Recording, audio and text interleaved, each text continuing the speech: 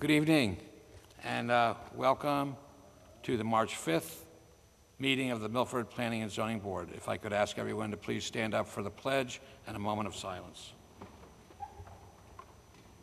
I pledge allegiance to the flag of the United States of America and to the republic for which it stands, one nation, under God, indivisible, with liberty and justice for all.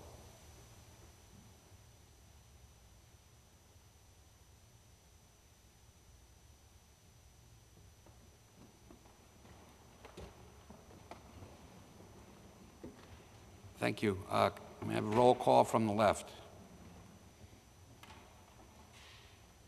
Good evening, I'm Brian Collegian. Nancy Austin. Carl S. Moore. Scott Marlowe. Tom Panzella. Jim Cater. Bob Sadie. Peggy Kearney. And I'm Jim Quish. We have Meg Green and David Solskis for the city. Our first order of business is a postponement of the 0 and 990 Naugatuck Avenue that will be that'll be looked at on 3/19/19. For new business, we have Morningside Drive and 167 Morningside Drive, Zone R10 petition of the City of Milford for coastal area site plan review for a revetment on map 30, block 613, parcel 1, of which the City of Milford and Phyllis Boynton are the owners. You would please give your name and address for the record. Yes, good evening, everybody. My name is Steve Johnson. I work for the City of Milford as the Open Space and Natural Resource Agent and also as the Acting Assistant Public Works Director.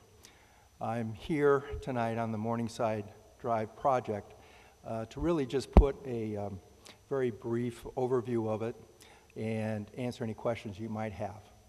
This project is, and the reason for this coastal site plan review, it's a requirement as part of the funding mechanism and permitting for the Community Development Block Grant Disaster Recovery, of which this project is one of 10 that the city received after Superstorm Sandy. So this Morningside project is really two phases to it. One is the revetment that would be built and constructed between the Army Corps seawall that was constructed back in 1960 and a residence seawall along Hilldale Court, an adjacent structure. Additionally, as part of this project, we are proposing and have received permission to do repair work along the existing Morningside seawall that spans about 2,500 feet from Hilldale Court to Norwood. The revetment structure is approximately 150 feet in width. And so you have the comments from Connected Deep's John Goucher that concurred that this project meets the necessary and unavoidable constraints to be able to permit this project. So I'm here tonight to really answer any questions you might have, and thank you for coming out this evening to hear this and review it. Thank you. David, do you have a comment? Not at this time, because Steve really basically incorporated what was in my report to you. You have my report. If you have any questions, I'd be glad to answer them. Great, thank you. Are there any questions or comments from the board? Mr. Sadie. Thank you very much, through you, Mr. Chairman. Just trying to understand this, 167 Morningside is a private property, and Yes. across the road is also private property. That's the Morningside part of it that you're talking about. Is that accurate? So thank you for the question. Along Morningside Drive, the seawall, which also includes a revetment and what they call a bathing platform, is a city-owned property that spans that roughly 2,500 feet, comprises a little over 2 acres approximately along that wall. So that was purchased from Morningside Association back in the 1960s as part of the Army Corps project that was constructed for that seawall. The private property that's referenced the Boyntons, Phyllis Boynton owns at 167. What the city has received is a construction and access agreement, 20-foot wide width, across the width of their property, that would allow us to construct and maintain this revetment, but also ensure continued public access in the future. The reference to the private house in the application is an adjacent property off of Hilldale Court, and that is part of the justification that in terms of protecting infrastructure pre-1995, that's part of this criteria. Thank you. Thank you. Any other questions? Seeing none, I would entertain a motion. Mr. Sadi. Thank you, Mr. Chair.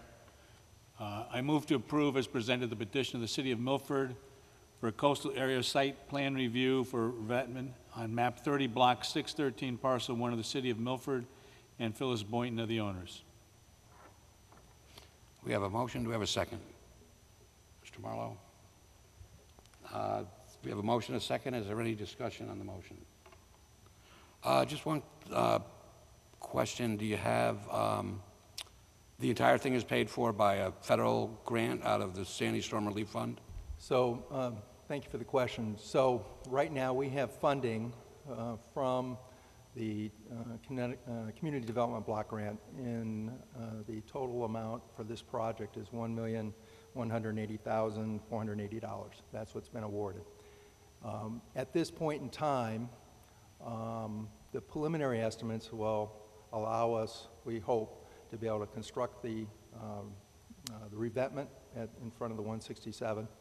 And then what we're going to be doing is unit cost pricing for the repairs. So we're going to prioritize the repairs that are the most needed to be able to accomplish as much as we can with the award dollars that we do have. And then we'll have permits to be able to continue that as needed and as funding can be secured in the future. So the priority will be the revetment, and then the highest order repairs we can along the seawall along Morningside Drive. But there may not be everything we can do for that repair along Morningside Drive. So is that license now good in perpetuity until there's... It's well, the license is good. I would have to double check, but I believe it's 10 years. Okay, thank you. Yeah. Okay, we have a motion and a second. All those in favor? Opposed? Seeing none, approved.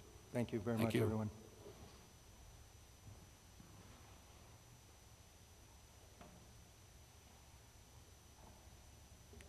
We have liaison reports as next. Are there any reports?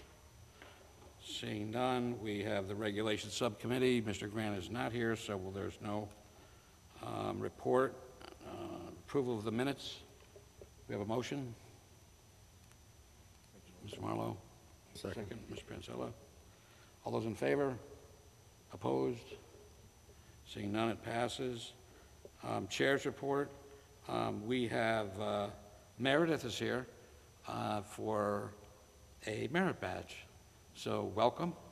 And I'm sorry it wasn't a more interesting event, but you're welcome to come back on the first and third Tuesday of every month to come and see what we do. And hopefully you'll get more of a sense of what's going on. But thanks for being here. Staff report.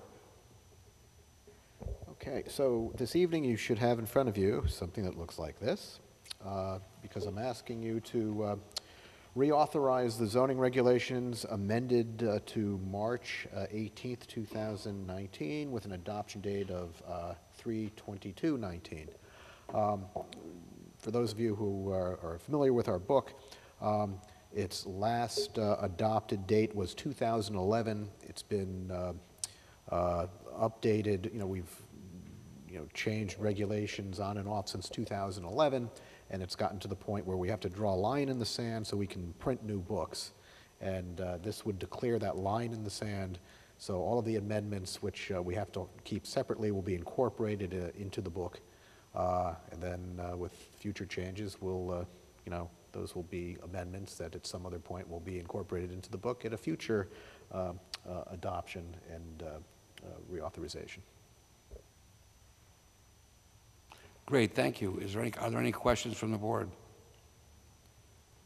Seeing none, let's have, all those in favor? Opposed? Okay, thank you, that passes. There's one other piece of business that I have is, every 10 years, we have to redo the Plan of Conservation and Development.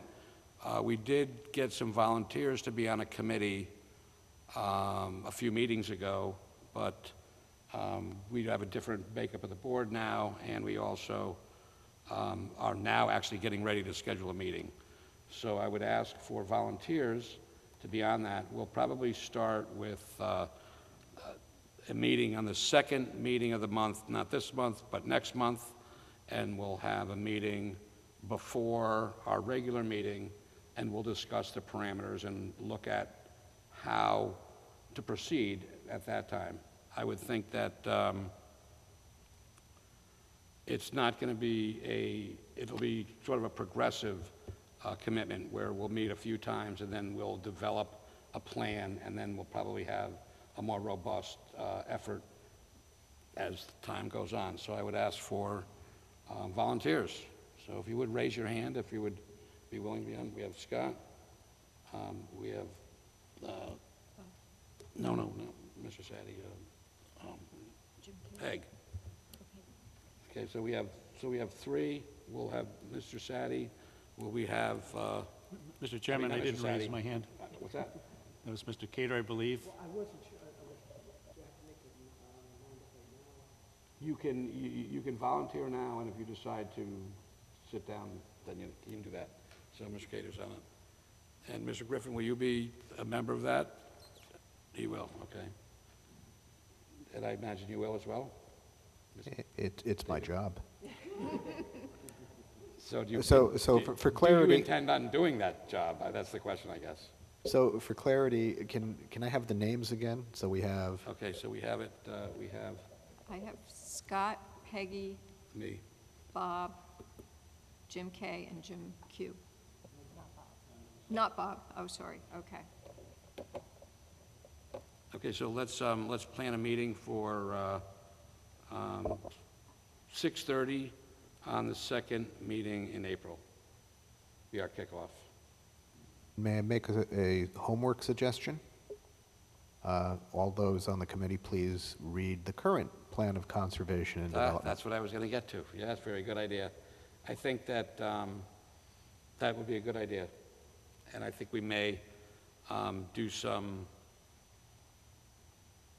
refresher at that first meeting too, just to go over stuff that seems, seems to be the most important and the most, also, if you would please put in the Dropbox of those members a regional plan so that they have that to look at. It's something that we reference for our city is the Regional Plan of Conservation and Development, and it's really good to just have that to look at as well.